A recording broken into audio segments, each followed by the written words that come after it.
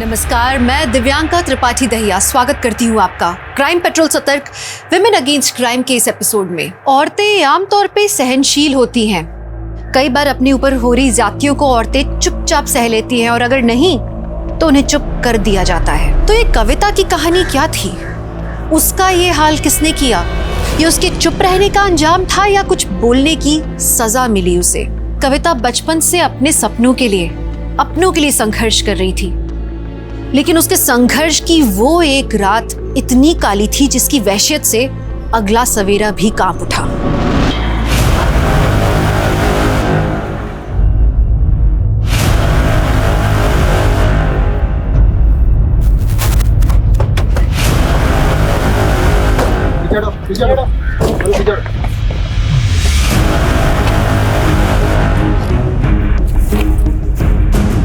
Sir जिंदा है, सांसें चल रही हैं। तुरंत गाड़ी में डालो, हॉस्पिटल पहुंचाओ, क्विक।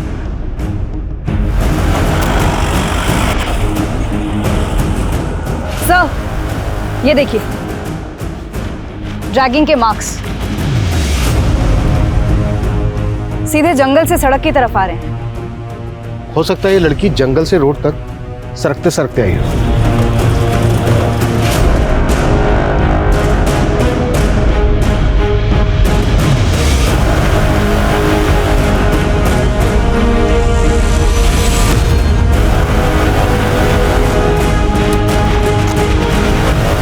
सर ड्रैगिंग के मार्क्स यहीं से शुरू होते हैं, इसके आगे कहीं भी ड्रैगिंग के मार्क्स नहीं है। लगता है घटना यहीं घटी है। उधर शराब की बोतलें और खाना देखकर लगता है किसी शराबी जुआरी ने इस घटना को अंजाम दिया है। लेकिन कोई रैंडम ऑफेंडर लड़की के हाथ पैर बांध के ऐसे क्यों छोड़ेगा? फिर भी इस तरह के सभी लोगों को राउंड अप करो और लड़की की पहचान पता करने की कोशिश करो।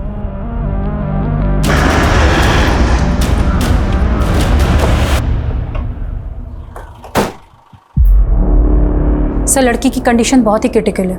आई डोंट नो कि वो बचेगी भी या नहीं। बहुत ब्रुटैलिटी हुई है सर उसके साथ, गैंग रेप हुआ है उसके साथ। Sir I am very surprised. इतना सब कुछ हो जाने के बाद भी लड़की ने अपने सांसें नहीं टूटने दी। लड़की वाकई बहुत हिम्मत वाली है, तभी तो इतनी बुरी हालत होने के बावजूद खुद को 200 मीटर ड्रैग करते हुए रोड तक आ गई।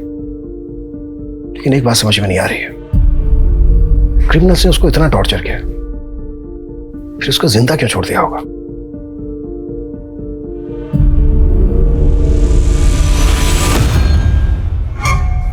ए लड़की, ए चल निकल, छोड़ दिया तुझे, जा जा।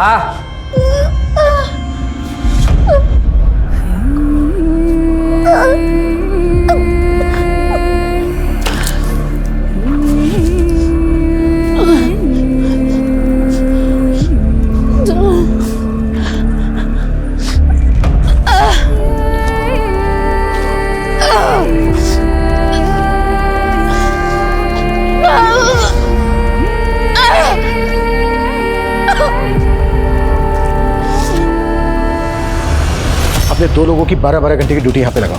ये लड़की मुझे 24 घंटे।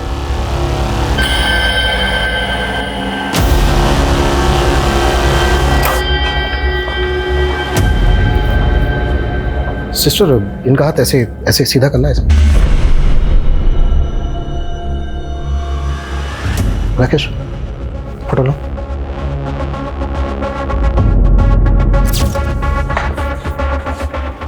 ये जो टैटू है, इसमें किसी साउथ इंडियन लैंग्वेज में शायद ये कोई शब्द है, मे भी किसी का नाम हो। देखो, किसी मिसिंग कंप्लेन में इस तरह के टैटू का जिक्र है क्या? क्रिमिनल्स तक पहुंचने के लिए हमें इस लड़की की पहचान पता करना बहुत जरूरी है।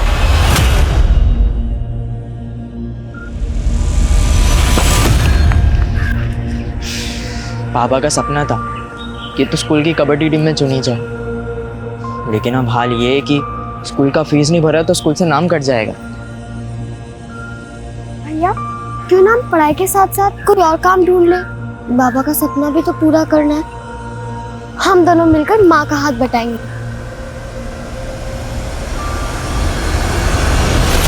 तो ऊपर वाला बड़ा है निर्दयी। अब इस उम्र में तुझे विधवा कर दिया, ऊपर से 2 बच्चों का भार। उसे तू ना चिंता मत कर, हम सब सही कर देंगे। तू ही पहुंचाया हमें इस हाल में, लेकिन तेरे इरादे हम कभी कामयाब नहीं होने देंगे। ये रस्सी डल गई, इसकी ऐंठन खत्म नहीं हो रही। तो रुक, अभी बताता हूं तुझे मैं। भाई भाई को तरस होगे तू सब।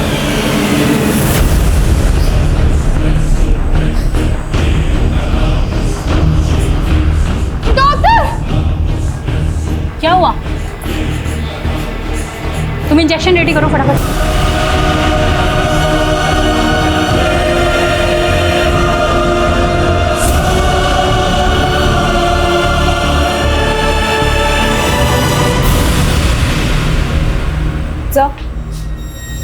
इस केस से जुड़ी कोई मिसिंग कंप्लेन तो नहीं मिली और उस लड़की की आइडेंटिटी पर भी कोई लीड नहीं मिल रही है। मैंने पता किया, उस लड़की के हाथ में जो टैटू है वो कन्नड़ में वेंकट लिखा है। हो सकता है किसी आदमी का नाम हो जो उसके बहुत अजीज हो। सर हो सकता है वो लड़की कर्नाटका से यहाँ आई। मानसी, एक काम करो, उस लड़की की फोटोग्राफ साउथ इंडिया के पुलिस हेडक्वार्टर्स में सर्कुलेट करो। Yes doctor. व्हाट? कोमा में चली गई? डॉक्टर जल्द से जल्द उस लड़की को कोमा से बाहर लाइए, इससे पहले कि क्रिमिनल्स अंडरग्राउंड हो जाएं। उसका स्टेटमेंट लेना हमारे लिए बहुत जरूरी है। सर मैं अपनी पूरी कोशिश कर रही हूँ, लेकिन मैं ऐसा कह नहीं सकती कि मैं लड़की को बचा पाऊंगी या नहीं बचा पाऊंगी। Okay sir.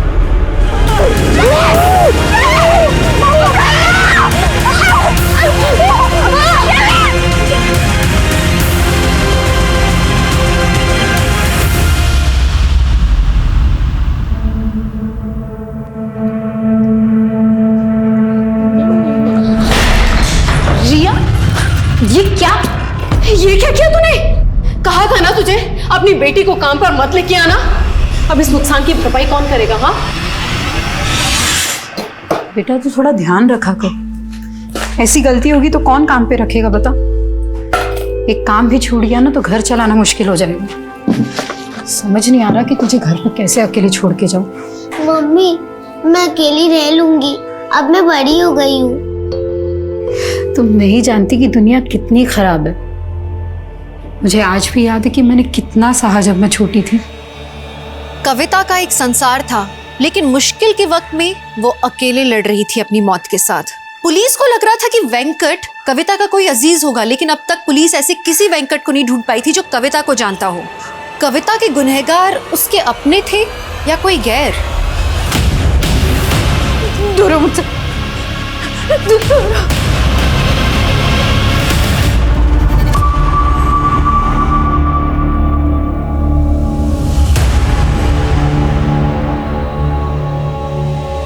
रिया बेटा, उठो बेटा, कुछ खा लो। आ जाओ, उठो बेटा, उठो। मुझे नहीं खाना, मुझे मम्मी के पास जाना है। रिया ऐसे रोते नहीं है, मैंने कहा ना मम्मी जल्दी आ जाएगी, कुछ खा लो। नहीं, आप रोज झूठ बोलते हो, मुझे मम्मी के पास जाना है। अच्छा एक काम करते हैं, मैं ना तुम्हें मोबाइल पर कार्टून दिखाती हूँ, फिर खाओगी।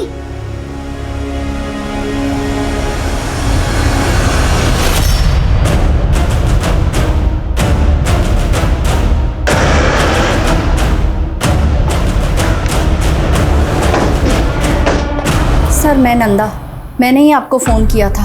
वो जब मैंने कविता की फ़ोटो देखी, कविता मेरी किराएदार है और यहाँ अपनी बच्ची के साथ रहती है। इधर आओ बेटा। सर वो जब से कविता गई है तब से ही ऐसी डरी डरी सी ही रहती है। कविता का पति कहाँ रहता है? वो यहाँ नहीं रहता। कविता ने बताया था कि उससे पहले से ही अलग हो गई है। कविता के पति का नाम क्या है और कविता कहाँ की रहने वाली है? उसके पति का नाम तो मुझे नहीं पता। हाँ, कविता झारखंड की रहने वाली है। अच्छा, कविता के हाथ पे ना एक टैटू है जिसमें कन्नड़ में लिखा है वेंकट। आप किसी ऐसे वेंकट को जानती हैं जिसको कविता जानती हो? नहीं सर, मैं कविता के बारे में ज़्यादा नहीं जानती हूँ। अभी 4 महीने पहले ही वो यहाँ रहने के लिए आई थी। पर हाँ, उसका एक बड़ा भाई है और आखिरी बार वो उससे ही मिलने के लिए गई थी। हाँ कविता। दीदी मैं अपने बड़े भैया से मिलने जा रही हूँ, आने में थोड़ी देर हो सकती है। आप तब तक रिया का ध्यान रखेंगे? हाँ हाँ बिल्कुल, अच्छे से रहना। बाय बेटा। बाय। लेकिन वो आई ही नहीं और जब मैंने यहाँ की पुलिस को बताया तो उन्होंने भी कुछ ज़्यादा इंक्वायरी नहीं की। कविता का भाई रहता कहाँ है? वो मुझे नहीं पता। कविता का नंबर तो होगा आपके पास? हाँ है। कविता के घर की तलाशी लो। हो सकता है कविता के घर में उसके पति और पति से रिलेटेड कोई क्लू मिल जाए। सर मिंटा जी, आपको किसी पे शक है जो कविता का ही हाल कर सकता है? हाँ सर, एक आदमी है मंगल, और मैंने उसके बारे में पुलिस को भी बताया था, पर 2 महीने हो गए पुलिस उसे ढूंढ ही नहीं पाई। ढूंढ नहीं पाए मतलब? ये कौन है मंगल? क्या किया था इसने ऐसा? सर 1 नंबर का नशेड़ी है, पूरा मोहल्ला उससे परेशान रहता है। तुम दोनों को अभी अंदर करवाती हूँ। ठीक हो तुम? लोकल पुलिस से कांटेक्ट करो, पता करो ये मंगल कौन है, इसकी पूरी हिस्ट्री निकालो।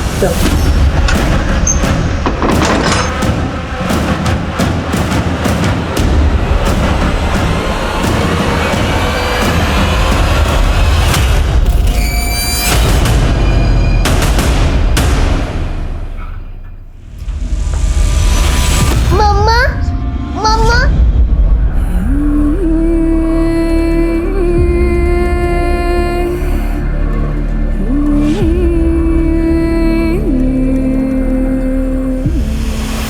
सर, गाजियाबाद पुलिस से मंगल और उसके दोस्त पिंटू का फोटो मिला है।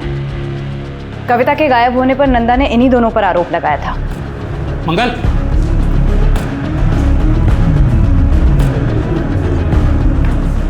मंगल, पुलिस कविता के घर तक आ पहुंची है। मंगल और पिंटू की तलाश के साथ साथ हमें यह भी पता लगाना होगा कि कविता का पति इस वक्त कहाँ है। कविता आखिरी बार अपने भाई से मिलने गई थी तो कहाँ गई थी, और कविता का पति और उसका भाई कविता की पहचान के लिए आगे क्यों नहीं आए? कविता के घर से हमें ये 2 फोटोग्राफ मिले थे, हमें यह भी पता लगाना होगा कि कविता के साथ इनका क्या रिश्ता है। रिया बेटा, आप इनको जानते हो? कौन है ये? ये मेरे पापा है। अच्छा, तो ये आपके पापा हैं। बेटा नाम क्या है इनका? संपत। अच्छा बेटा, आपके पापा आपके साथ क्यों नहीं रहते? यह जो मैं कह रही हूँ उसे हमेशा याद रखना। अगर तुम्हें कोई भी छूता है तो तुम्हें पता होना चाहिए कि किस इरादे से छू रहा। अगर कोई तुम्हें यहाँ छुए या ऐसे पकड़े तो समझ लेना वो ठीक नहीं है, गलत है।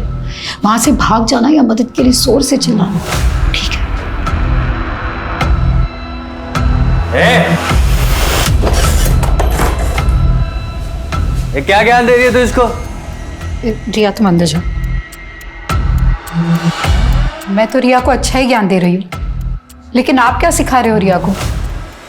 शराब पीकर घर आते हो, बीवी के रहते हुए पराई लड़कियों पे आंखें काटते हो। रिया पे क्या असर पड़ रहा है, कभी सोचा है आपने? चुप कर। तुझे अगर मेरे से इतनी दिक्कत हो रही है ना तो छोड़ के चली जा। क्यों पड़ी है यहाँ पे? हाँ, जल्दी चली जाऊंगी। वैसे भी ऐसे माहौल में मैं अपनी बेटी को नहीं पालना चाहती। जबान लड़ाती है। अच्छा बेटा, जब आप अपने पापा के साथ रहती थी तो कहाँ पर रहती थी? वो भगवती नगर। भगवती नगर में? बेटा कहाँ पर, आपको पता मालूम है?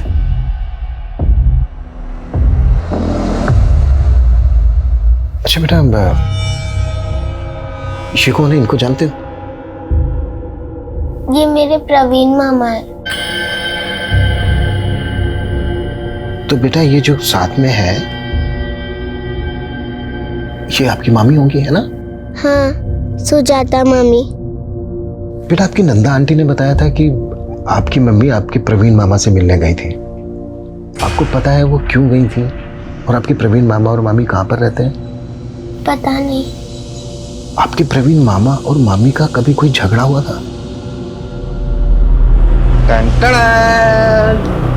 चॉकलेट? नहीं, ये ऐसे नहीं मिलेगी। पहले मामा को ये लो तुम्हारी चॉकलेट। ये मामी, आपको पता है मैंने कल ड्राइंग बनाई। अच्छा, चलो दिखाओ मुझे। भाभी चाय 2 मिनट में आई। अरे कविता, तुमने रिया का एडमिशन कराया ना स्कूल में? वो भैया दाखिले से पहले बच्चे के माँ बाप का भी इंटरव्यू लेते हैं। इसके लिए हमें अंग्रेजी सीखनी पड़ेगी। बस कैसे भी करके उसका वहाँ दाखिला हो जाए। भैया वहाँ स्पोर्ट्स भी है। अच्छा। अब हम तो कबड्डी प्लेयर बन नहीं पाए, पर रिया हमारे बाबा का सपना जरूर पूरा करेगी। अच्छा है ना? बनेगी ना तू कबड्डी प्लेयर? हाँ मम्मा, मैं बहुत बड़ी कबड्डी प्लेयर बनूंगी। ओह अच्छा, तो आपकी मम्मी आपको कबड्डी प्लेयर बनाना चाहती है ना? Strong girl. अच्छा बेटा, आपकी मम्मी के ना यहाँ पर हाथ पर बेटा ये कन्नड़ में ना एक नाम लिखा है, वेंकट। बेटा आप बता सकते हैं ये वेंकट कौन है?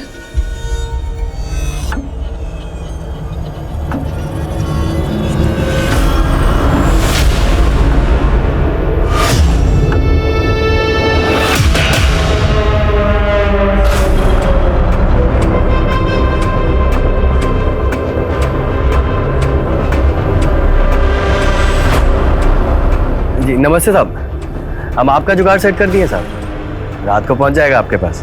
जी साहब, हमारा भी ख्याल रखिएगा। सर कविता का फोन 7 अगस्त को मीरा बाग में स्विच ऑफ हुआ और कविता हमें 11 अगस्त को डीवी कॉलोनी की बैक रोड पर मिली।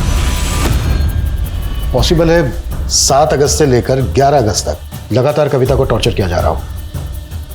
अच्छा, कविता के कॉल रिकॉर्ड्स में कविता के पति संपत, उसके भाई प्रवीण और वेंकट के नंबर मिले क्या? इनके नंबर्स तो नहीं मिले, लेकिन सुजाता का नंबर मिला है। सुजाता ये कविता के भाई प्रवीण की वाइफ? Yes sir. सर ये नंबर पुरानी बस्ती मोहल्ला नीमसराय के एड्रेस पे रजिस्टर्ड है। एक और बात सर, सुजाता का नंबर 7 अगस्त को मीरा बाग में स्विच ऑफ हुआ और अभी तक बंद है। सुजाता और कविता का फोन एक साथ एक लोकेशन पे स्विच ऑफ होना, ये कोइंसिडेंस नहीं हो सकता। सुजाता से अच्छे से पूछताछ करनी होगी। और रिया ने हमें बताया कि रिया अपनी माँ और पिता संपत के साथ भगवती नगर में रहती थी। एक काम करो, भगवती नगर में संपत का फोटो सर्कुलेट करो, शायद संपत को लेकर वहां से कोई लीड मिल जाए। कविता और संपत 4 महीने पहले अलग हुए थे। पॉसिबल है ये संपत कविता के साथ इन 4 महीने से फोन कांटेक्ट में ना हो। कविता के 4 महीने पहले के कॉल रिकॉर्ड्स निकलवाओ, उसमें शायद हमें संपत, प्रवीण और वेंकट के नंबर मिल जाए। सर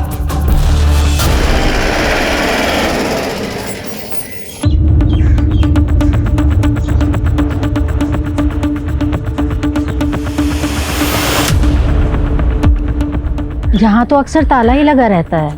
सुजाता बहुत कम ही रहती है यहाँ पे। और उसका पति प्रवीण, वो नहीं रहता यहाँ पे? उसका तो कोई पति है ही नहीं। पति नहीं है?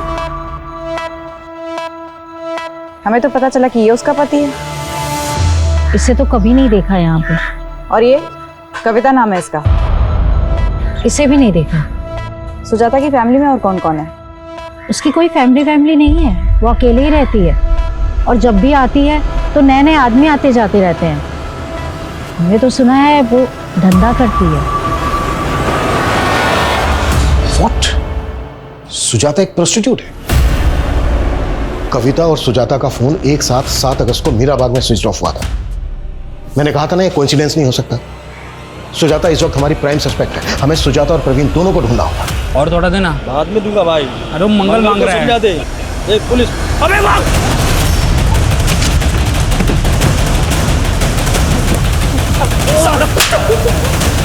ये बोल, कविता के साथ क्या क्या किया तूने और मंगल ने?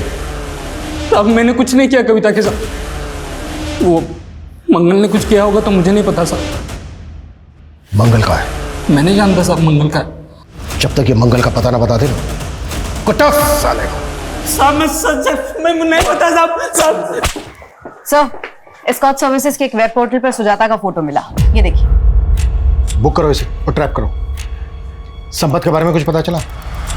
सर उसके झारखंड वाले घर में भी ताला लगा हुआ है। झारखंड पुलिस से पूछा तो पता चला कि संपत दिल्ली के किसी बार में वेटर है, लेकिन कौन से बार में ये नहीं मालूम चला। तो मालूम करो संपत क्यों और किस मकसद से गायब है। कहीं ऐसा तो नहीं है कि वो इस केस का राजदार है?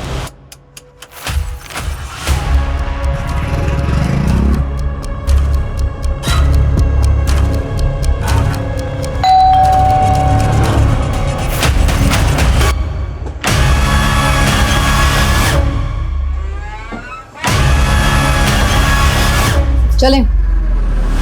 नहीं सर, आप जिस नंबर की बात कर रहे हैं वो मैं नहीं इस्तेमाल करती थी।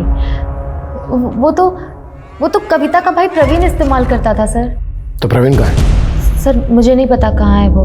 देखो, हमें पता चला है कि तुम प्रवीण की वाइफ हो। हम तो सिर्फ अच्छे दोस्त थे, और प्रवीण तो किसी का पति बन ही नहीं सकता। क्यों? सर वो नामर्द है सर। प्रवीण नामर्द है? मैं झूठ नहीं बोल रही हूँ सर, इसीलिए तो वो सबसे अपनी पहचान छुपाता रहता था। लेकिन वो शुरू से ऐसा नहीं था सर, उसे नामर्द बना दिया गया था। मतलब? कविता और उसका परिवार झारखंड के एक छोटे से कस्बे में रहते थे।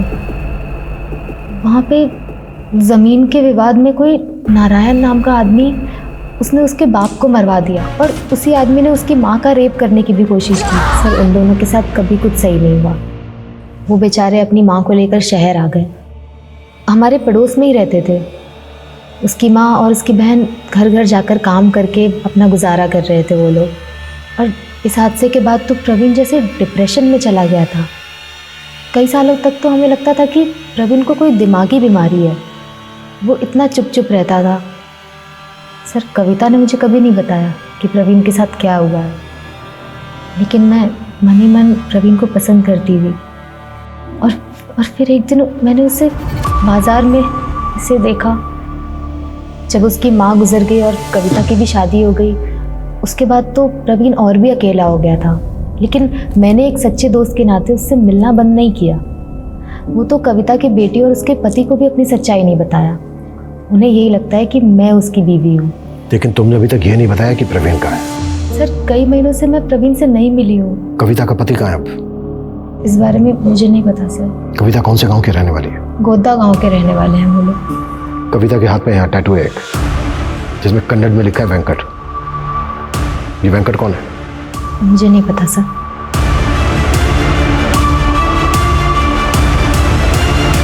पता करो इस सुजाता की कहानी में कितनी सच्चाई है, या ये फिर अब भी हमें घुमा रही है। झारखंड पुलिस से कांटेक्ट करो। सर पल्लवी नाम की एक लॉयर है, कविता के बारे में कुछ बात करना चाहती है। पल्लवी? सर मैं वेकेशन पे गई थी, वापस आई तो पता चला कविता के साथ इतना सब कुछ हो गया। आप कविता को कैसे जानती हैं? मेरी क्लाइंट है वो सर। कविता क्लाइंट है आपकी? जी सर। कविता का रेप हुआ था सर, और वो चाहती थी कि मैं उसका केस लड़ूं। किसने किया था? रामबाग पुलिस स्टेशन के कांस्टेबल मुकेश ने सर। कविता उसके घर पे काम करती थी और इसी ने कविता का रेप किया सर। पुलिस कांस्टेबल ने कविता का रेप किया था? जी हाँ सर, और उसके पति ने भी उस बेचारी का साथ नहीं दिया सर। ये आंसू बहा के मत दिखा। हाँ क्या भरोसा, तू खुद सोई हो उसके साथ जाकर, और जब मन भर गया और लगा कि मुझे तेरे इस रिश्ते के बारे में पता चल जाएगा तो नाटक कर रही है। कैसे आदमी आप? मेरे साथ इतना सब गलत हुआ और मुझ पे ही लाछन लगा रहे। तो तेरी क्या आरती उतारूं मैं? चुप करके बैठ जा। और है ना, तू जानती है ना वो कितना पावरफुल आदमी है, कुछ नहीं कर सकती तू उसका। मैं चुप नहीं रहने वाली, चाहे आप मेरा साथ दे या ना दे, मैं इंसाफ लेके रहूंगी। तुम्हारा रेप हुआ 16 फ़रवरी को, तुम पुलिस स्टेशन पहुंची 18 फ़रवरी को। 2 दिन क्यों चुप रही कविता? मैं बहुत डर गई थी मैडम। मुझे लगा कि मेरे पति मेरे साथ थाने चलेंगे, लेकिन मैं उस कांस्टेबल के बड़े साहब से भी थाने जाके मिली, लेकिन वो बोले कि मेरे मेडिकल रिपोर्ट में लिखा कि मेरा रेप ही नहीं हुआ। तुम्हारा रेप होने के 2 दिन बाद तुम्हारा मेडिकल हुआ था ना, तो इसीलिए शायद मेडिकल रिपोर्ट में रेप कंफर्म नहीं हुआ होगा। और तुम आई भी तो मेरे पास रेप होने के 1 महीने बाद। तो क्या आप भी मेरी मदद नहीं करेंगे? उसकी आंखों में सच्चाई थी सर। ये केस मेरे लिए भी काफी मुश्किल था, पर मैंने तय कर लिया था कि मैं कविता का केस लड़ूंगी। आप जो ये कह रही हैं, आपके पास कोई एविडेंस है? इससे बड़ा क्या सबूत होगा सर? जब से मैंने कविता का केस लिया मुझे धमकियां मिल रही हैं। देख वकील, कविता का केस छोड़ दे, अगर उसका केस लड़ा ना तुझे रेप करके काट देंगे हम। कौन थे वो लड़के? उन दोनों की शक्ल नहीं देख पाई सर, दोनों ने हेलमेट पहन रखा था। पर हाँ, मैंने बाइक का नंबर नोट किया सर, क्रॉस चेक भी किया मैंने आरटीओ से, नंबर प्लेट फेक था सर। मुझे यकीन है सर, ये दोनों भेजे हुए गुंडे ये मुकेश के ही थे। आज कविता भले ही कौमा में है सर, लेकिन मैं उसकी लड़ाई जारी रखना चाहती हूँ। आपसे बस यही उम्मीद है कि कविता को इंसाफ दिलाते टाइम आप ये नहीं देखेंगे कि आरोपी आप ही की तरह एक पुलिस वाला है। आखिरी बार बोल रही हूँ, इसे काम पे मत लेके आना। अरे इतना अच्छा शो पीस तोड़ दिया देखो तो। बच्चे क्यों डांट रही हो तुम? है छोटी सी चीज तो तोड़ी है। तू टेंशन मत ले, चाय बना के ला पहले। जी सर।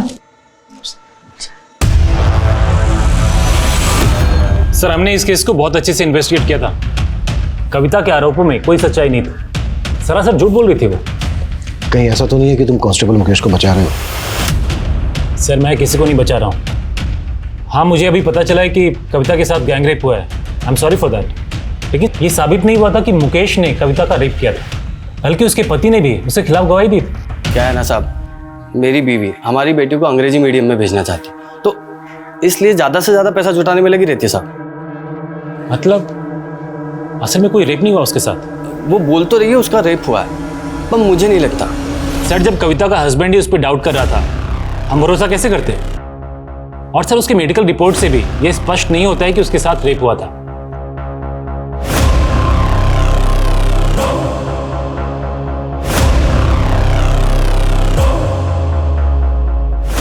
नहीं सर, ऐसा नहीं है जैसा आप कह रहे हैं। सर दरअसल क्या है कि कविता की बेटी ने हमारे घर में एक कीमती सामान तोड़ दिया। मेरी बीवी उदिता ने उसकी बेटी को डांट दिया। बस सर इसी खुंदक में उसने मुझे बदनाम करने की कोशिश की। लेकिन उसके पति ने तो स्टेटमेंट दिया है कि वो ये सब करके तुमसे पैसा वसूल करना चाहती थी। कहीं ऐसा तो नहीं है कि वो स्टेटमेंट देने के लिए तुमने उसके पति को खरीद लिया था? सर मैंने ऐसा ना तो किया है और ना ही मेरे खिलाफ कोई ऐसा आरोप साबित हुआ है। इनफैक्ट मैं तो छुट्टी लेके चला गया था जब ये इन्वेस्टिगेशन शुरू हुई थी, ताकि इन्वेस्टिगेशन अच्छे तरीके से हो जाए। और फाइनली सच्चाई निकल कर आई सबके सामने और मुझे मेरी वर्दी वापस मिल गई। पर उसने कसम खाई थी तुम्हारी वर्दी उतरवाने की। वो भी कोर्ट में जाना चाहती थी तुम्हारे खिलाफ। कहीं ऐसा तो नहीं है कि इसी डर की वजह से तुमने? सर मैं अभी भी रेडी हूँ। आप जो इन्वेस्टिगेशन करना चाहते हैं कर लीजिए, और अगर कोई भी चीज़ मेरे खिलाफ आती है तो मैं सजा पाने के लिए भी तैयार हूँ। जिस कॉन्फिडेंस के साथ कांस्टेबल मुकेश बात कर रहा था, उससे तो यही लग रहा है कि उसने फुल प्रूफ प्लान बनाया होगा। आई एम श्योर इसने कविता के हस्बैंड को भी खरीद दिया होगा। सर हो तो ये भी सकता है कि कांस्टेबल मुकेश ने मंगल की रंजिश का फायदा उठाकर ये कांड करने के लिए उसका इस्तेमाल किया। सर कविता का फ़ोन मीराबाग में ही बंद हुआ था, और सर उसी दौरान वहाँ की पुलिस को एक किन्नर की लाश मिली थी। सर इसका फोटो है, लेकिन सर इस लाश का चेहरा कविता के भाई प्रवीण से हूबहू मिलता है। और सर प्रवीण भी तो किन्नर ही था। इसका मतलब सिर्फ कविता ही नहीं, बल्कि कविता का भाई प्रवीण भी क्रिमिनल्स के टारगेट पे था। जी सर, सुजाता ने हमें जो इन्फॉर्मेशन दी थी वो भी सही थी सर। 12 साल पहले कविता के पिता सुबोध की हत्या हुई थी, जिसका प्राइम सस्पेक्ट नारायण ही था। लेकिन सर पुलिस को नारायण के खिलाफ कोई सबूत नहीं मिला था। पर क्या 12 साल पुराने उस हादसे का इस केस से कोई कनेक्शन हो सकता है? शक के आधार पर पुलिस नारायण को भी इन्वेस्टिगेट कर रही थी। 12 साल पहले हुए गुनाहों से ज्यादा उसने मौजूदा वक्त में बर्बरता देखी। जिंदगी के अलग अलग पड़ावों में उसने ज्यादतियों के पहाड़ ढोए हैं। बचपन में उसकी मासूमियत पर वार किया गया, और शादी हुई तो पति की घरेलू हिंसा का वार किया गया। बेटी को अच्छी शिक्षा देने के लिए उसने काम शुरू किया तो उसकी अस्मिता पर वार किया गया। क्या उसे किसी भी मोड़ पर इंसाफ मिलेगा? इस बात को नहीं झुटलाया जा सकता कि उसके साथ गैंग रेप हुआ था, और उसका शरीर ही नहीं, अब उसकी आत्मा भी चोटिल थी। उसकी बची कुछ ही सांसें भी इंसाफ के लिए गुहार लगा रही थी, लेकिन इंसाफ की लड़ाई जारी रख पाना अब उसके लिए बहुत मुश्किल नजर आ रहा था। क्या उसके गुनहगार उसके अटूट हौसले से भी ज्यादा ताकतवर थे? राकेश, 7 अगस्त को कविता को अपनी किस पार्टी के पास भेजा था तूने, जिसने उसका यह हाल किया? साहब मैं मानता हूँ मैं गलत आदमी, ये लड़कियों का धंधा करता हूँ, पर साहब मैंने कविता के साथ कुछ भी गलत नहीं किया। कांस्टेबल मुकेश से कितने पैसे लिए तूने? साहब मैंने कोई पैसे नहीं लिए साहब। तो तुझे यकीन था कि कविता का रेप नहीं हुआ? साहब तब यकीन नहीं था, पर अब लग रहा है बहुत बुरा हुआ उसके साथ साहब। लेकिन मैं इसमें शामिल नहीं हूँ साहब, सच बोल रहा हूँ, माँ कसम साहब। वेंकट कौन है? वेंकट? हाँ वेंकट, कविता के हाथ पे कन्नड़ में लिखा है वेंकट। कौन है ये? हाँ साहब, वो कविता के कलाई पे साउथ इंडिया भाषा में कुछ लिखा तो था, पर साहब मुझे नहीं पता वो वेंकट लिखा था साहब। वो बोली थी वो शादी के पहले का लिखा था, उसकी माँ के साथ कर्नाटका गई थी तो मंदिर के बाहर गुदवाया था। ये मंगल तेरे रैकेट का हिस्सा है ना? मैं नहीं जानता साहब किसी मंगल को।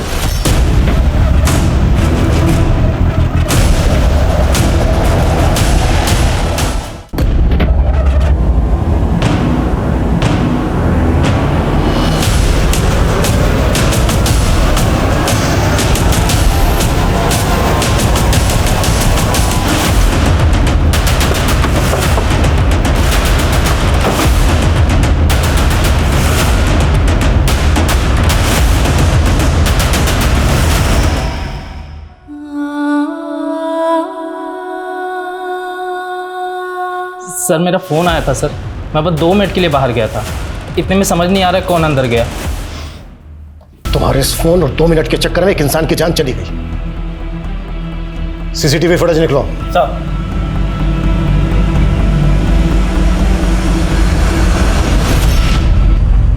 इसने सर कपड़े तो वार्ड बॉय के पहने हैं, लेकिन ये हमारे हॉस्पिटल का स्टाफ नहीं है सर। इस आदमी की फोटो हर जगह सर्कुलेट करो, पता करो ये कौन है। हॉस्पिटल के बाहर का सीसीटीवी फुटेज भी चेक करो। चेक करो ये आदमी कहां से आया, किस डायरेक्शन से आया और किस डायरेक्शन में भागा। क्विक।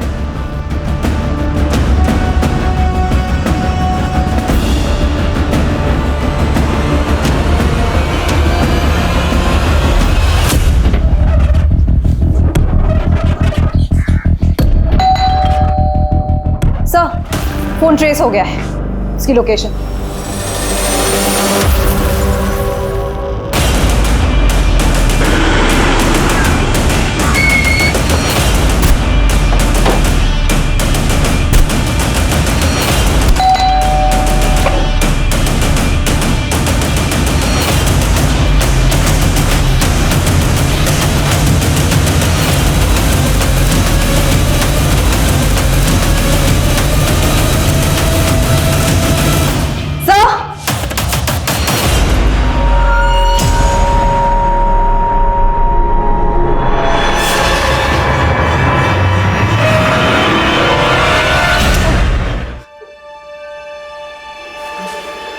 चलो हो जाओ शुरू। बताता हूँ सर, बताता हूँ सर। पहले हमने उसके भाई को मारा। भैया फिर हमने सोचा कि वो हॉस्पिटल में मर जाएगी, लेकिन फिर हमने सोचा उसे हॉस्पिटल में ही मार देते हैं, इसलिए मैंने अपने ड्राइवर चंपक को भेजा। और ये सब तुमसे पल्लवी ने करवाया ना? हाँ। मैं नहीं जानती इसे। 2 लड़कों ने आपको जान से मारने की धमकी दी थी ना? हाँ। जरा ध्यान से देखिए, हो सकता है उन्हीं में से कोई एक हो सकता है। हाँ, ये हो सकता है। सर एक बात है कि पल्लवी मुझे कुछ ठीक नहीं लग रही है। एक काम करो, उसका फोन सर्विलेंस पे डाल दो। हेलो। पुलिस तुम्हारे ड्राइवर का फोटो घुमा के ढूंढ रही है। ज्यादा देर जिंदा नहीं रहना चाहिए, वो मार के गायब करो उसे। तुम इतनी भी चालाक नहीं हो कि हमें घुमा सको। क्यों क्या ऐसा? मैंने ये कविता का रेप केस ये सोच कर लिया था कि अगर मैं ये पुलिस कांस्टेबल मुकेश को सजा दिला देती हूँ तो बहुत जल्दी पॉपुलर हो जाऊंगी। लेकिन जैसे जैसे मैंने इसका केस स्टडी किया तो पता चला कविता को बेकसूर साबित करने के लिए इस केस में तो कुछ है ही नहीं, न गवाह ना सबूत। सोचा लैक ऑफ एविडेंस के चलते अगर मैं ये केस हार गई तो करियर बर्बाद हो जाता मेरा, इसीलिए मैं उस कविता को टालने लग गई थी। मैडम, आप इतने दिन से बोल रही है कि कोर्ट में अर्जी फाइल करेंगे, लेकिन अभी तक कुछ किया नहीं। हाँ तो टाइम लगता है ना कविता। लेकिन मुझे अभी आप पे भरोसा नहीं है। मैंने जो आपको फीस के पैसे दिए तो वो आप वापस कर दीजिए। तेवर ना जाके किसी और को दिखाना, जा नहीं करते तेरे पैसे वापस, निकल चल। मुझे मालूम था आप यही बोलेंगे, इसलिए मैंने आपका वीडियो निकाला, ये देखिए। अब देखना कि मैं क्या करती हूँ। मैंने तो उसे यही जताया कि मैं उससे डर गई हूँ। उसे बोला अपने सारे पैसे आके लेके जा। लेकिन काम वाली बाई मेरे चेम्बर में घुस के मुझे आंखें दिखा रही थी, मुझसे बर्दाश्त नहीं हुआ। मैंने उसे मीरा बाग बुलाया और बोला आके अपने पैसे लेके जा। फिर मैंने अपने बॉयफ्रेंड गुलशन को भेजा, उसने उसे वहीं से उठाया और एक वकील के पेशे को बदनाम किया है तुमने, और तुम्हें इसके लिए जरा भी पछतावा नहीं है।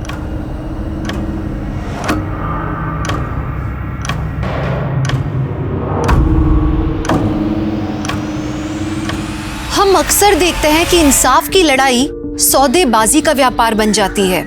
सच को अक्सर मक्कारी से दबा दिया जाता है, जो हमारे मन में कानून के लिए अविश्वास पैदा करता है। यही वजह है कि पल्लवी से धोखा खाने के बाद भी कविता ने कानून का दरवाजा नहीं ठकठकाया और उसके बाद उसके छल में फंसकर अपनी जान गंवा दी। लेकिन कविता का इंसाफ आज भी अधूरा है। मंगल तो पुलिस की गिरफ्त में आ गया, लेकिन मुकेश आज भी सलाखों के पीछे नहीं पहुंच पाया। कविता का अंत इसलिए भी दर्दनाक है क्योंकि उसकी बेटी रिया इतनी छोटी सी उम्र में अकेली हो गई। रिया का भविष्य कैसा होगा ये सोच के भी डर लगता है, क्योंकि इस दुनिया में एक बच्ची के लिए, एक औरत के लिए जैसे दिन ब दिन वहशियत बढ़ती ही जा रही है। लेकिन नहीं, अब और सहन नहीं करेंगे।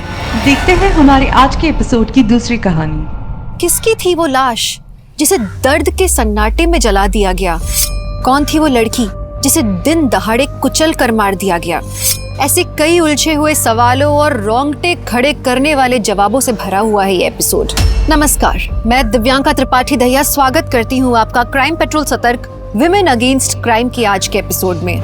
जब किसी औरत के साथ कोई क्राइम होता है तो सिर्फ वो मुजरिम नहीं, कहीं ना कहीं उसके लिए हमारा पूरा समाज भी जिम्मेदार होता है। वैसे लड़कियां पढ़ रही हैं, आज वो तरक्की कर रही हैं, अपने पैरों पे खड़ी हो रही हैं, लेकिन कहीं ना कहीं हमारा समाज उन्हें बार बार महसूस कराता है कि वो अबला हैं। उनके मन में बचपन से ही एक छाप पड़ी होती है कि वो एक लड़की है, वो कमजोर है, वक्त आने पर किसी हैवान का वो सामना नहीं कर सकती, और अगर कभी कुछ गलत हो जाए तो वो चुप रहे, गरिमा बनाए रखे। फिर ये तो संसार का नियम है कि एक दुर्बल किसी ना किसी पापी के पाप का निशाना बन ही जाता है।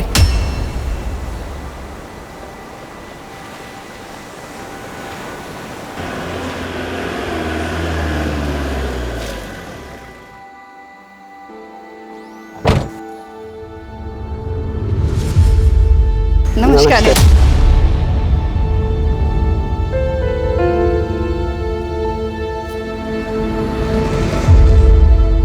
आपने इस एनजीओ में आके यहाँ की औरतों का मनोबल बढ़ाया है, उसके लिए धन्यवाद। धन्यवाद तो हमें आपको कहना चाहिए गरिमा जी, क्योंकि ऐसे बहुत कम लोग रहते हैं जो ऐसे निस्वार्थ समाज की सेवा करते हैं। अब तो बस यही लोग हमारा परिवार है। गरिमा ताई सचमुच में देवी हैं, हमेशा हमारी मदद करती हैं।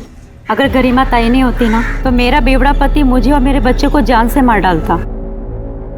हर औरत के अंदर ना दुर्गा का रूप होता है। जिस दिन अपनी उस शक्ति को पहचान लोगी ना, किसी में हिम्मत नहीं होगी तुम्हारे साथ कुछ भी करने की।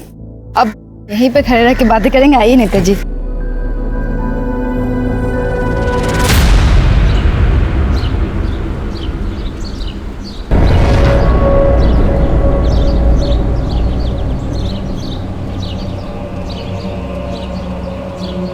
माल लोड करो आप।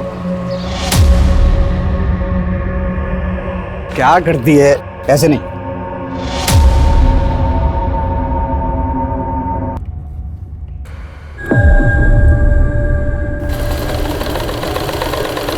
ठीक है?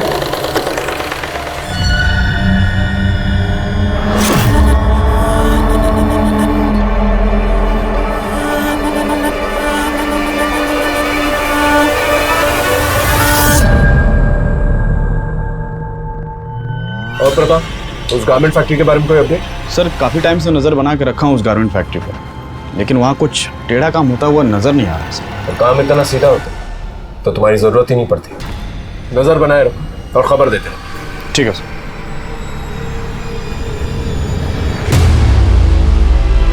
आई बहन जी, आई बैठिए बैठिए आप। अरे जुम्पा, कहाँ रह गई? आई आई जल्दी चलो चलो, हल्दी लगाना शुरू करो। अच्छा काजल ताई, हमें शादी करके भूल तो नहीं जाओगी? चल लड़ी। अरे ऐसे कैसे भूल जाएगी? हम भूलने थोड़ा ना देंगे, और वैसे भी तुझे तो इसके साथ दहेज में भेजेंगे।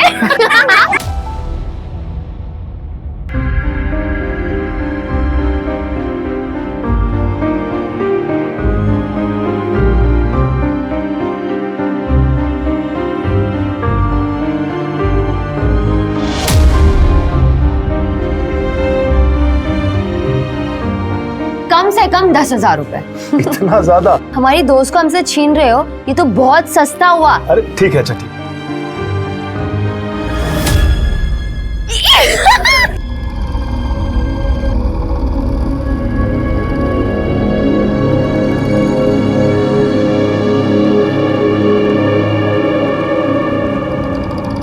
इतने ज्यादा रुपए देने की क्या जरूरत थी? तुम अभी तक वही सोच रही हो?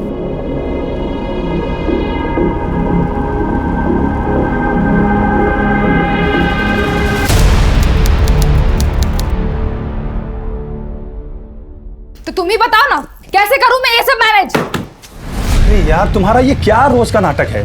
क्या चाहिए तुम्हें? खुशी चाहिए, सुकून चाहिए। ये जो पैसे उधर उधर बर्बाद करते हो ना, घर में लाके दो ना।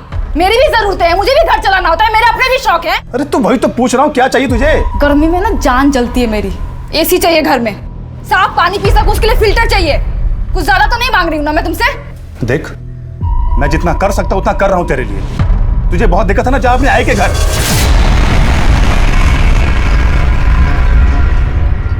काजल बेटा, 2 बर्तन साथ में होंगे तो खनक तो उठेगी ना। अरे निखिल ने तुझसे गुस्से में कह दिया कि आई के पास चली जा, इसका मतलब ये तो नहीं ना बेटा कि तू अपना घर पति सब छोड़ के आ जाएगी। मम्मी निखिल मेरा बिल्कुल भी ख्याल नहीं रखते मम्मी। पत्नी हूँ ना उनकी ज़िंदगी में क्या हो रहा है जानने का हक है ना मुझे। वो कितना कमाते हैं, कहाँ खर्च करते हैं, कहाँ उड़ाते हैं, मुझे कुछ भी नहीं बताते। अब तुम ही बताओ कैसे चलाऊंगी घर में। बेटा सब ठीक हो जाएगा, तू चिंता मत कर। काजल काजल काजल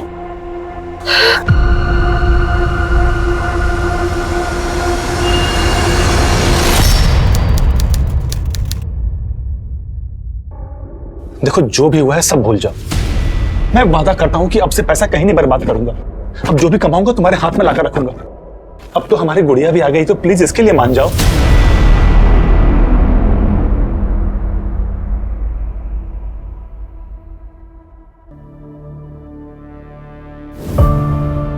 अरे कैसी है तू? बस आप ही का नाम लेती है गरिमा ताई। इतनी बड़ी हो गई है ये। गरिमा ताई वो पैसों का कुछ बंदोबस्त हुआ क्या? मधु ये लो।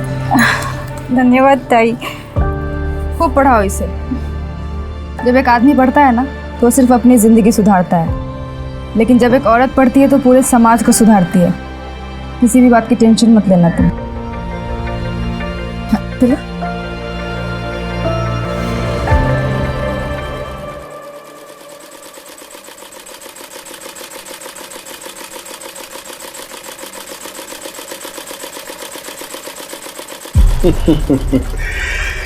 घर की पुरानी सिलाई मशीन से इस फैक्ट्री तक का सफर तय करने में 6 साल लगे हमें। इस जगह ने बहुत सारे लोगों को रोजगार दिया है, उपलब्धि है अपने आप में। आइए आगे देखते हैं। आइए।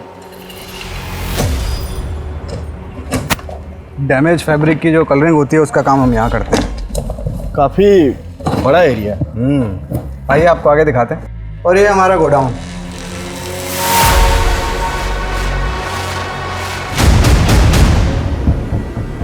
यहाँ क्या है दरअसल? ये तो बस स्टोर रूम है। देख सकते हैं क्या? अरे इसमें देखने के लिए कुछ नहीं है, आप आइए ना, मैं आगे दिखाता हूँ।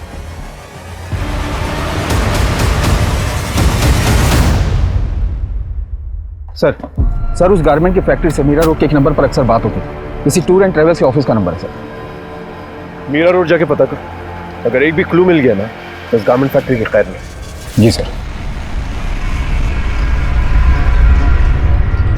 मुझे कुछ समझ नहीं आ रहा, मैं क्या करूं? मुझे तुमसे मिलना है।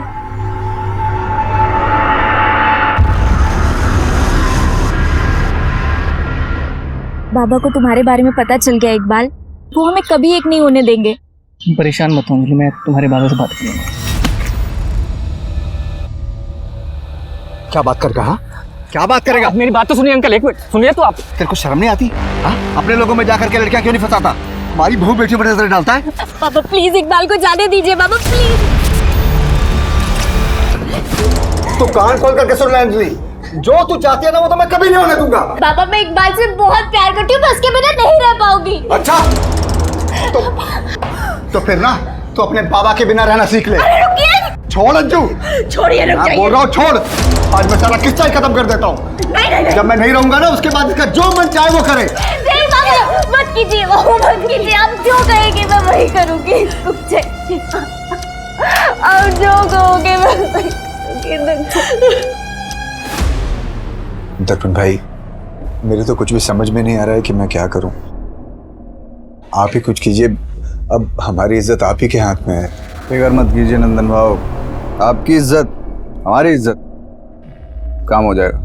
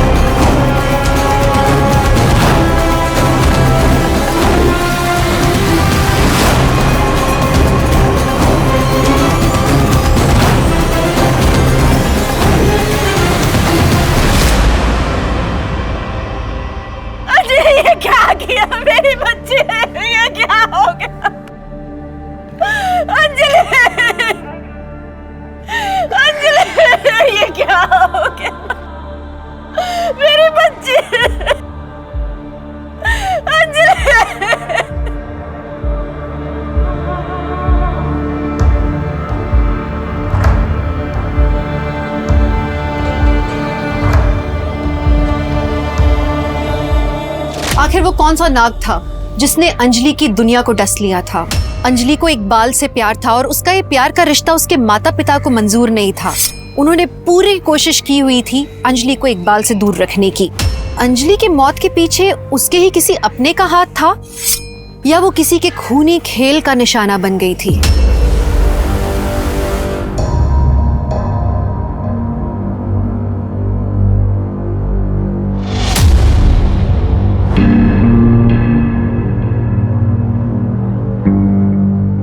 कुछ भी करो, मैं और ज्यादा बर्दाश्त नहीं कर सकती।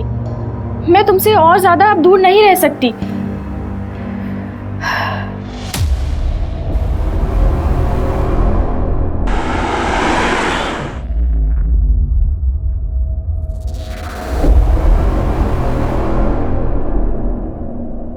हाँ साहब, वो मेरी दुकान है, पर वो तो 2 साल से बंद है। अगर 2 साल से बंद है तो तुम्हारी दुकान की लैंडलाइन से गारमेंट फैक्ट्री के नंबर पे रेगुलर कॉल्स क्यों जा रहे हैं? सर, इस नंबर का बिल तो मैंने 2 साल से नहीं भरा। मुझे लगा अब तक तो डिस्कनेक्ट हो गया होगा। एक मिनट रुकना, उस लड़की को लेके आओ। जाने दीजिए ना मैडम, गुंडे लोग इन्हें उठा के लाते हैं और फिर इनसे भीख मंगवाते हैं। इनका पूरा गैंग है। बच्चे देश का भविष्य होते हैं। अब इनकी जिंदगी बचाने के लिए मुझे ना किसी गैंग का डर है और ना ही किसी गुंडे से। मैं नेताजी से बात कर लूंगी, जाओ लेके आओ। जी मैम, जाती हूँ। हेलो बेटा।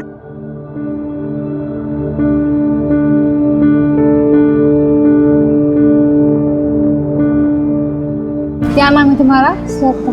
अच्छा, आओ बैठो।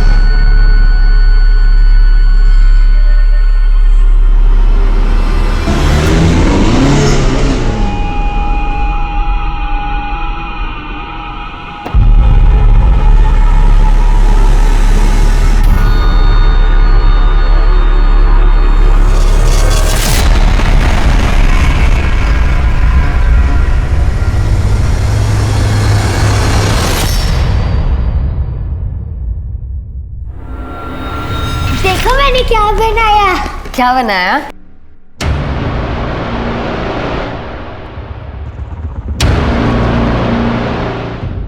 मेरी कुछ समझ में नहीं आ रहा खुशी, मैं क्या करूं?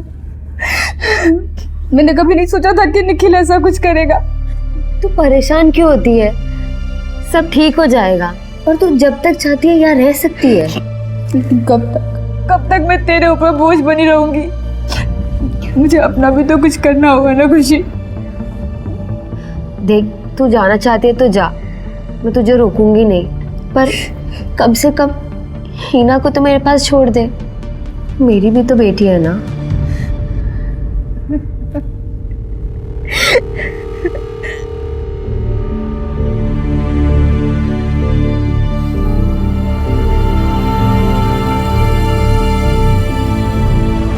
सर, मैंने मीरा रोड के टेलीफोन एक्सचेंज में जाकर उस दुकान के फ़ोन नंबर के बारे में पता किया। सर, उसके लैंडलाइन का बिल वो रेगुलर कैश में जमा कर रहा था, लेकिन वहाँ के ओनर सिंह ने तो कहा था कि उसे इस बारे में कुछ भी पता नहीं। अगर शॉप बंद थी, लैंडलाइन से फ़ोन कॉल कर रहा था, हो सकता है नकली चाबी बनवाई। इस सिंह से ज़्यादा पूछताछ नहीं की ना? नहीं सर। और लैंडलाइन भी नहीं कटवाई? नहीं सर। गुड। पता करो इस लैंडलाइन से गारमेंट फैक्ट्री के अलावा और कहाँ कॉल्स गए। अगर चूहा बिल में छुपा है तो बिल तो खुद ही है।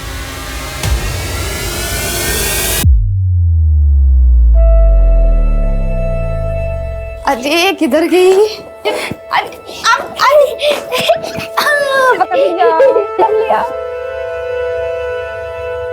चल।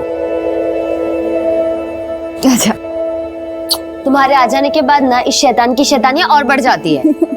मम्मी, मैं आपको मेरा ड्राइंग दिखाऊं? हाँ। संभाल कर। तू कैसी है? ज्यादा परेशान तो नहीं करती ना? बहुत परेशान करती है, लेकिन मुझे एक बात बताना, अगर बेटी अपनी माँ को परेशान नहीं करेगी तो किसे परेशान करेगी? थैंक यू खुशी। अगर तू नहीं होती ना तो पता नहीं मैं क्या करती। मैं गुमसुम काजल से गरिमा ताई कभी नहीं बन पाती, लेकिन मैं यहीं तक रुकने वाली नहीं हूँ। मैं ना औरतों की जितनी मदद हो सके ना उतनी मदद करूंगी। मुझे कुछ ठीक नहीं लग रहा है।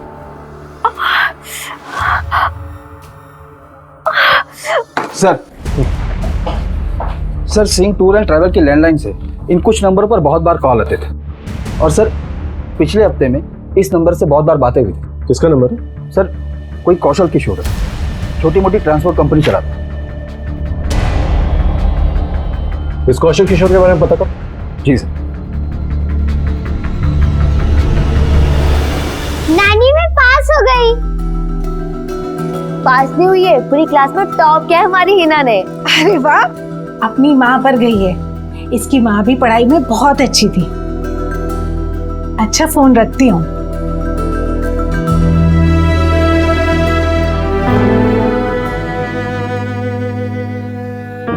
काजल ने हमारी जिद पर निखिल से शादी की थी।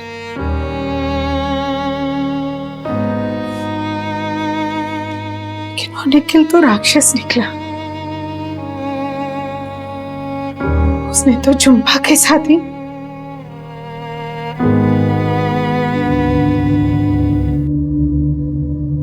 झुम्पा, तुझे कितनी बार कहा है खाना टाइम से खा लिया कर। होता है, बस ये साफ कर लूं। अच्छा चल ठीक है। और ये हिना ना रात भर सोती है ना सोने देती है। अब जाके सोई है तो मैं सोचती हूँ थोड़ी सी झपकी मैं भी मार लूं। निखिल आने वाले होंगे, तुमको खाना खिला देना। होता है। चल और तू भी खा ले जल्दी। होता है।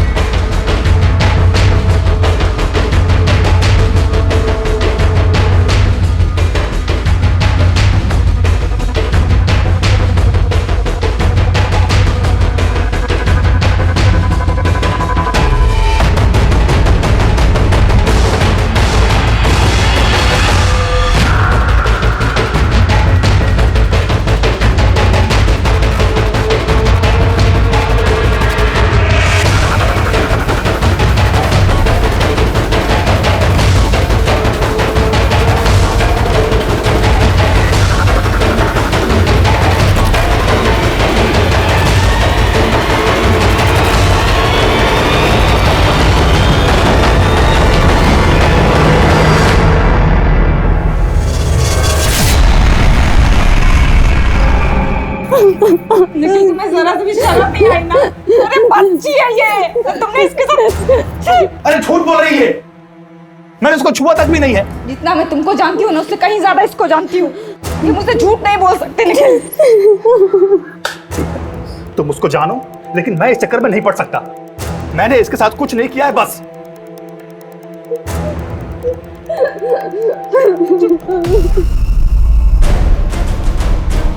तुम्हें क्या लगा था कि तुम मेरा पति हो तो मैं तुम्हें माफ कर दूंगी?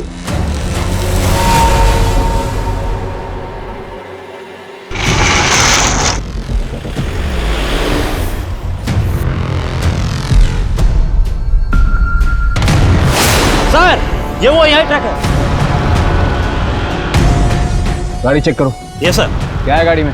कुछ नहीं सर। चल दिखा दिखा दिखा। उधर बॉक्स में देखो।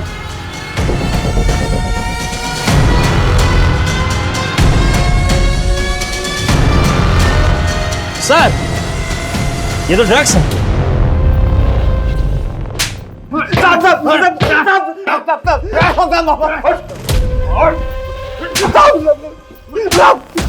ड्रग्स की स्मगलिंग कर रहा था ना? कर रहा था कि नहीं? नहीं साहब, हमें कुछ नहीं पता। हम तो सिर्फ ड्राइवर है। कौशल ने बोला था हिमाचल सामान डिलीवर करने के लिए। हमें थोड़ी पता होगा इसमें क्या छिपा है साहब। कहाँ है कौशल? साहब यही मीरा रोड में रहता है साहब।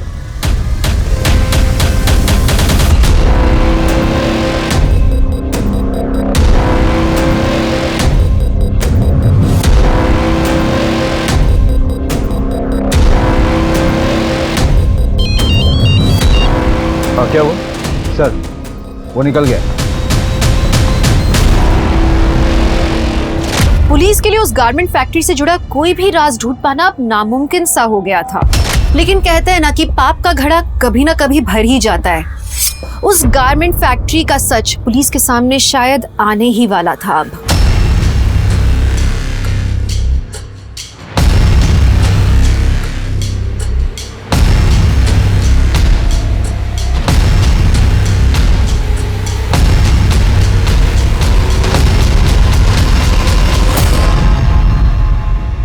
सर मुझे कंप्लेन लिखवानी है। क्या हुआ? मेरे साथ कुछ गलत हुआ है। बड़े सर किधर है? क्या हुआ?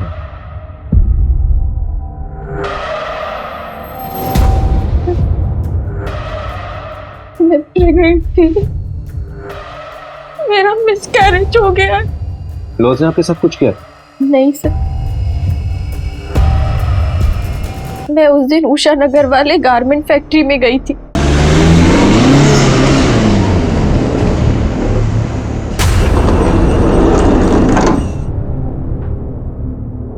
मुझे लगता है कि वहां मेरा किसी ने रेप किया।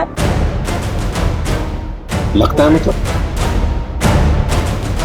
क्या आपको पता नहीं आपके साथ रेप हुआ या नहीं? सर मैं बेहोश थी। किसने किया आपको बेहोश?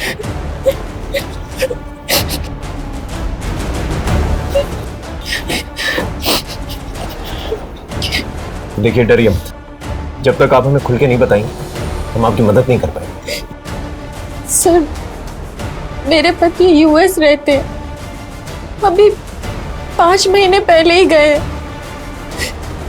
वहां जाने के बाद वो सारी चीजें अरेंज करने वाले थे, इसलिए मैं इंडिया में ही रुक गई। सर उनके जाने के बाद मुझे पता चला कि मैं प्रेग्नेंट हूँ। मैंने 5 महीने तो कैसे तैसे निकाल लिए, लेकिन बाद में मुझे लगा कि हमारा पहला बच्चा है, हम दोनों को साथ होना चाहिए।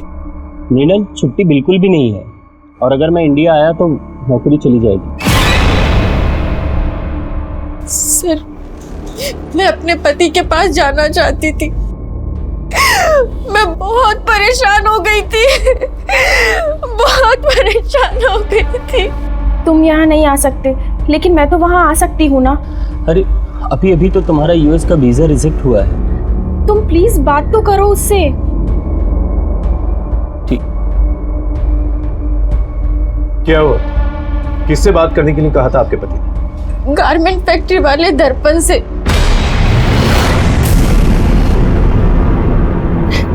दर्पण से क्यों? वो इलीगल तरीके से लोगों को यूएस भेजता है। कबूतरबाजी से? हाँ, इसलिए मैं उससे मिलने गारमेंट फैक्ट्री गई थी।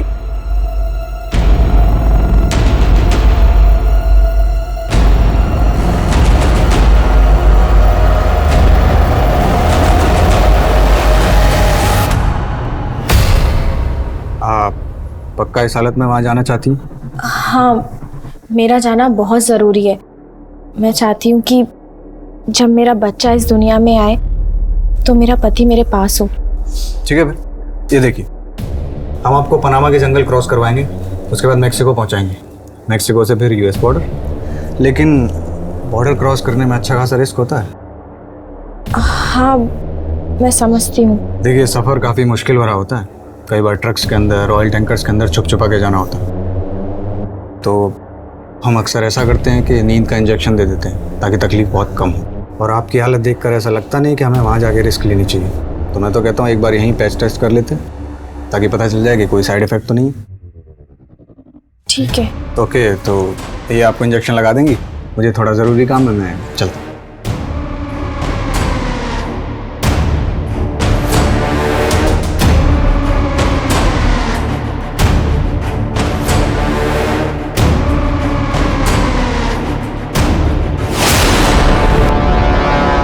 सर वहाँ मेरा रेप हुआ और दूसरे दिन मेरा मिसकैरेज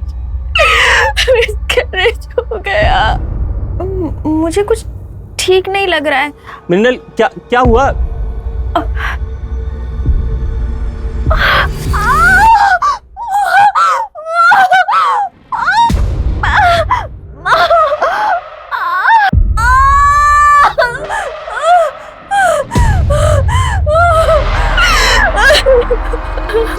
तो तब क्यों नहीं आए आप हमारे पास? सर, मेरे पति लीगल तरीके से यूएस गए थे। अगर पुलिस को पता चलता तो वो उन्हें वापस बुला लेती।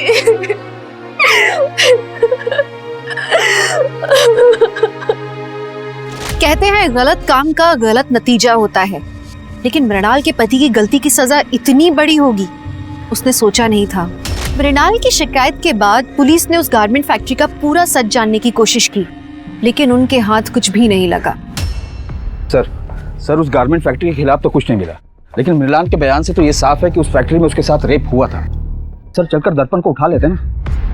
लेकिन ये साबित कैसे करेंगे कि मृणाल का रेप वहां पर हुआ था? लेकिन सर उस फैक्ट्री में कबूतरबाजी होती है, इस बिना पर रेड तो डाल सकते हैं वहां पे। कबूतरबाजी के लिए हम लोग वहां पर रेड भी मार लें, लेकिन बाकी जो इलीगल एक्टिविटीज होती है उसे कैसे साबित करेंगे? ये मत भूलो कि मृणाल का रेप वहां हुआ था, और मृणाल एक वाहिद लड़की है जिसने उस गारमेंट फैक्ट्री के खिलाफ जो है कंप्लेंट की है। सबसे पहले तो उसका पति फंसेगा क्योंकि वो इलीगली यूएस गया था। पहले इस गारमेंट फैक्ट्री के खिलाफ सारे सबूत इकट्ठा कर लें, फिर action. I am very sorry sir, मैं जानता हूँ कि मैंने गलत किया है। गलती की सजा तो जरूर मिलेगी। गलती की सजा तो मुझे मिल गई है सर। दर्पण ने तुम लोगों को कोई डॉक्यूमेंट दिया था? कोई भी डॉक्यूमेंट, टिकट वगैरह? नहीं सर, हमारे हाथ में तो उन्होंने कुछ भी नहीं दिया था सर। हम 5 लोग एक साथ गए थे, उनमें से एक ही बंदा था जिसके हाथ में सब कुछ था। पैसे कैसे दिए थे उसे? सब पैसे सब कैश में दिए थे। और दर्पण के बारे में किसने बताया था तुम लोगों को? नंदन भाऊ ने।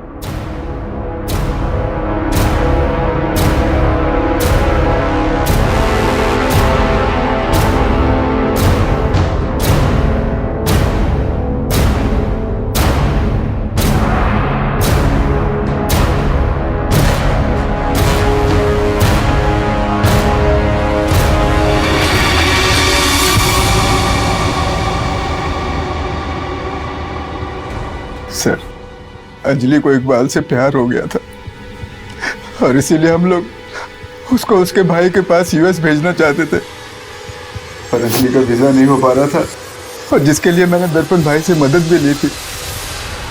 अंजलि गई थी मिलने के लिए उनसे, पर वापस आके अंजलि ने सुसाइड कर लिया था। सर, आप लोगों को अजीब नहीं लगा कि गारमेंट फैक्ट्री से आने के बाद उसने सुसाइड कर लिया? हो सकता है वहां पर उसके साथ कुछ गलत हुआ हो। हमने तो यही सोचा था कि शायद अंजलि खुद यूएस नहीं जाना चाहती है और हम दोनों से जबरदस्ती भेज रहे थे, इसीलिए उसने शायद आत्महत्या कर ली हो। और आज तक हम लोग एक दूसरे को माफ नहीं कर पाए। ये दर्पण ने आप लोगों को डॉक्यूमेंट्स वगैरह दिए थे? डॉक्यूमेंट्स? नहीं। इस अंजलि के केस को अच्छी तरह से खंगालो, उसके मोबाइल रिकॉर्ड, लोकेशन रिकॉर्ड, सब कुछ। जी सर।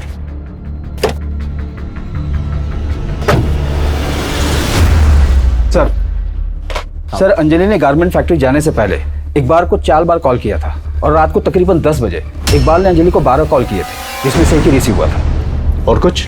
सर, इकबाल के मोबाइल लोकेशन के अकॉर्डिंग वो उस रात गारमेंट फैक्ट्री के पास ही था। उसके बाद अंजलि के घर के पास गया था, तकरीबन रात 1 बजे तक वो वहीं था। इकबाल, क्या हुआ था उस रात को? अंजलि का पीछा कर रहे थे ना तो 12 मिस कॉल दिए थे तुमने। सच सच बोलना। सर, मैं अंजलि से बहुत प्यार करता था सर। उस दिन अंजलि का कॉल आया था मेरे पास। मैं तुम्हारे बिना नहीं रह सकती, मैं यूएस नहीं जाना चाहती, प्लीज कुछ करो। अंजलि, तेरे घर वाले हम एक साथ नहीं रहने देंगे, चल भाग चलते हैं। ठीक है। अंजलि अपना सब कुछ छोड़कर मेरे साथ चलने के लिए तैयार थी। सर, हमने प्लान किया था कि वो फैक्ट्री से सर सीधा मेरे पास आएगी। सर, मैंने टिकट्स बुक कर लिए थे दिल्ली की तरफ, सब रेडी था। सर, मैं गारमेंट फैक्ट्री के बाहर उसका वेट करता रहा सर, वो आई नहीं सर। उसके बाद मैंने इतने सारे उसे कॉल्स भी किए थे सर, लेकिन उसने तुम्हारा एक ही कॉल रिसीव किया। क्या कहा था उसने? हेलो। अरे अंजलि, कहाँ हो तुम? लेट हो रहे हैं, ट्रेन का टाइम हो रहा है। इकबाल, मैं तुम्हारे लायक नहीं रही।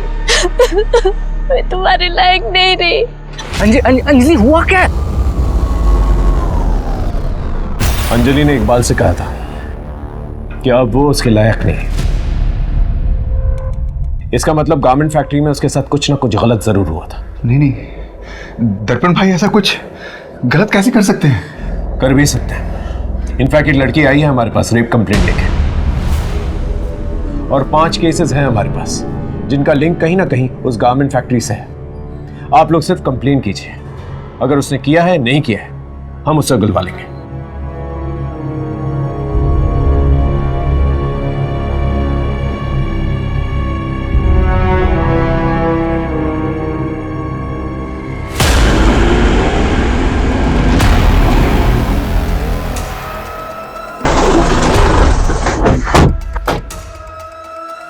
दुबे अच्छे से तलाशी लो। सर यहाँ बॉक्सेस में चेक करो। अरे देखो क्या है। क्या कर रहे हैं आप लोग? और वहां उस कमरे में भी चेक करना। आप लोग ऐसे नहीं आ सकते।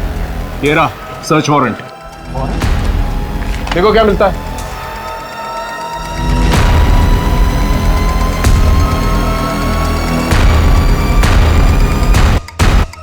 सर सर यहाँ कबूतरबाजी से रिलेटेड कुछ भी नहीं मिला।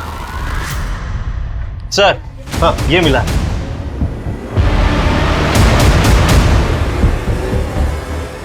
सर मुझे नहीं पता ये सब यहाँ कैसे आया। क्या है ये? वो मैं लाया था साहब, इनके लिए।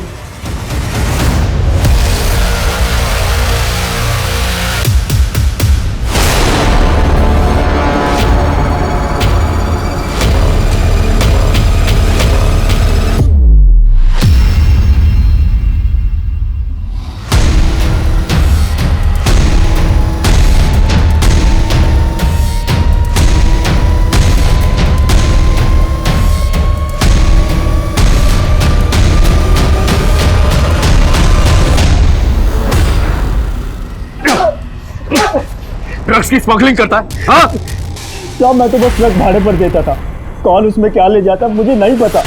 किसे दीजिए ट्रक भाड़े? बोल। साहब वो सिंह टूर्स एंड ट्रेवल्स को।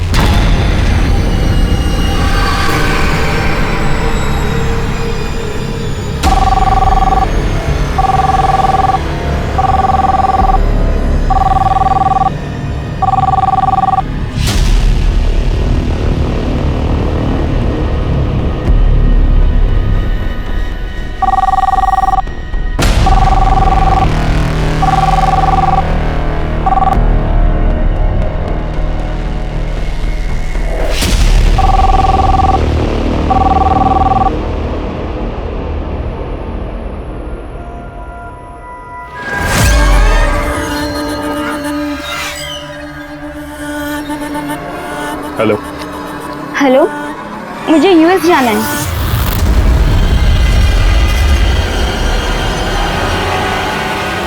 मैं यूएस में जॉब के लिए जाना चाहती हूँ, लेकिन मेरा वीज़ा नहीं हो पा रहा है क्योंकि मेरे सर्टिफिकेट में थोड़ा प्रॉब्लम है। हो जाएगा, हम आपको मैक्सिको के रास्ते यूएस भेज सकते हैं, लेकिन रास्ता थोड़ा खतरनाक है इसलिए कई बार बेहोश करना पड़ता है। तो एक बार टेस्ट कर लें ताकि कहीं कोई साइड इफेक्ट तो नहीं। ठीक है।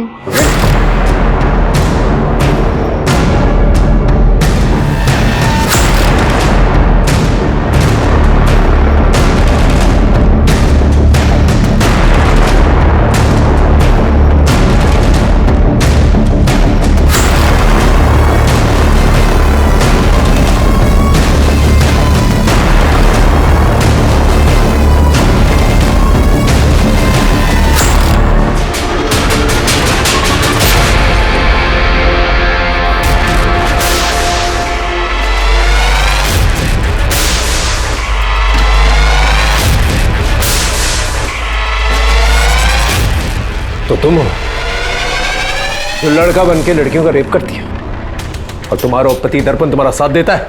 लेके जाओ सर। तुम्हारे उस शंकर की मदद से सिंह टूर्स और ट्रैवल्स का लैंडलाइन एक्टिवेटेड रखते थे और जितने भी इलीगल काम है जैसे कबूतरबाजी और स्मगलिंग वो किया करते थे। 2 साल से वो दुकान बंद थी। मुझे कहीं से पता चला कि उस दुकान का मालिक सिंह उस दुकान को बेचना चाहता है, इसीलिए उसे रेंट पर नहीं चढ़ा रहा था, खाली रख रहा था। वो प्रॉपर्टी के रेट बढ़ने का इंतजार कर रहा था, इसलिए हमने वहां से अपना काम करना शुरू कर दिया। देखो, छुपाने का कोई फायदा नहीं है। 7 फाइलें हैं मेरे पास और 5 केसेस और भी हैं। अभी से कुछ दिन पहले नम्रता नाम की एक लड़की जो तुम लोगों के गारमेंट फैक्ट्री में काम किया करती थी, हमने पता किया है वो गाड़ी तुम लोग के फैक्ट्री के नाम पर रजिस्टर थी। एक्सीडेंट का केस बना, लेकिन जब हमने सीसीटीवी फुटेज देखा तो वो घबरा कर किसी से भाग रही थी। तुम दोनों ही मारा है ना उसे? हाँ, क्योंकि उसने चंदा का खून होते हुए देख लिया था। कौन चंदा? एक अनाथ लड़की थी, भिखारन। मैंने उसे अपने एनजीओ में रखा था। बहुत खूबसूरत थी वो। मेरा दिल आ गया था उस पर, लेकिन उसको पता चल गया था कि मैंने उसका रेप किया है, और वो मुझे धमकी दे रही थी कि वो मेरा ये राज सबको बता देगी, तो मैंने उसे मार दिया। तुम्हारी वो जो पार्टनर है ना, उससे मिल के आए हम लोग।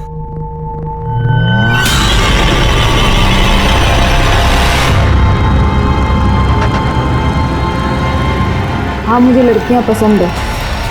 मैं और खुशी शुरू से ही पार्टनर है।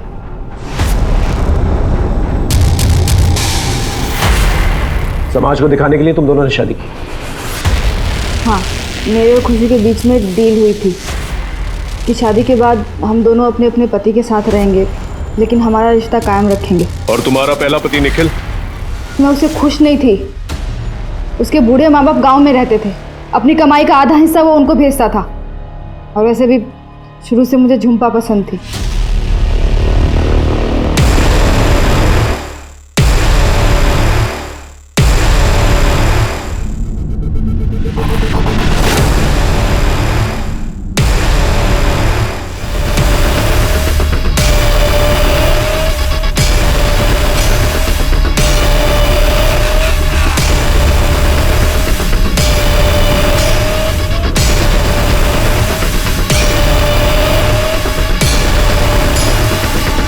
मैंने उसका रेप किया और सारा इल्ज़ाम निखिल पे डाल दिया। निखिल वो सदमा बर्दाश्त नहीं कर पाया और इसलिए उसने अपनी जान ली। और फिर तुमने दर्पण से शादी कर? क्योंकि दर्पण मुझे समझता है। अंजलि का रेप भी तुम नहीं किया? बोलो। उसको इलीगल तरीके से यूएस जाना था, लेकिन फिर वो यूएस नहीं जाके अपने घर वापस चली गई। और घर जाने के बाद जब वो रेप का सदमा बर्दाश्त नहीं कर पाए, उसने अपनी जान ली, सुसाइड कर। शर्म आनी चाहिए तुम्हें। लोग तुम्हें देवी मानते हैं, तुमने एक राक्षस जैसा काम किया। क्या करूं सर, लड़कियों का शौक है मुझे। अब अपने शौक जो है ना, जेल में पूरे करो।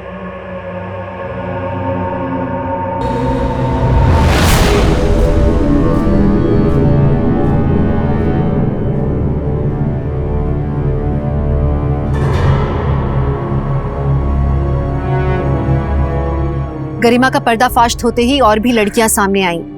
गरिमा और दर्पण को 12 लड़कियों के रेप और नम्रता और चंदा के मर्डर के लिए गिरफ्तार किया गया। सोचिए ना, अगर पहले की किसी लड़की ने कंप्लेंट कर दी होती तो आज न जाने कितनी लड़कियों की जिंदगी बर्बाद होने से बच जाती। आज अंजलि, नम्रता, चंदा जिंदा होती। हमारा समाज कुछ भी गलत होने पर औरतों को ये क्यों सिखाता है कि अपने पर संयम रखो, कुछ मत बोलो, चुप रहो। ये सीख सबसे गलत है। अगर आपके साथ कुछ गलत होता है तो अपने मुंह पर ताला मत लगाइए, बोलिए, क्योंकि एक के चुप रह जाने पर अपराधी का मनोबल बढ़ता है और वो एक के बाद एक अपराध करता जाता है। कहते हैं यहाँ हर चेहरे पर एक नकाब चढ़ा है। जो चेहरा बहुत मासूम सा लगता है, हो सकता है उसके पीछे एक बहुत ही शैतानी दिमाग छुपा है। कब, कहां और कैसे किसी को अपराध अपनी गिरफ्त में ले ले, कोई कह नहीं सकता। अगर हम एक बार भी गलत रास्ते पर चलने का निर्णय लेते हैं तो उसके बाद सब कुछ तय है कि गलत ही होता जाता है। इसलिए जरूरी है कि हमेशा हम कानून के दायरे में रह के सब काम करें, क्योंकि कानून का दायरा एक ऐसी लक्ष्मण रेखा है जिसे लांघने पर बदनसीबी का शिकंजा जिंदगी के गले पर कसता जाता है। तो चलिए, मैं दिव्यांका त्रिपाठी दहिया लेती हूँ आपसे विदा। फिर मिलूंगी एक नए केस के साथ। तब तक देखते रहिए क्राइम पेट्रोल सतर्क, विमेन अगेंस्ट क्राइम। एक औरत पर वार, अब हर औरत का भार। जय हिंद। इस तरह के और भी एपिसोड देखने के लिए हमारे चैनल को सब्सक्राइब करें और बेल आइकन दबाना ना भूलें।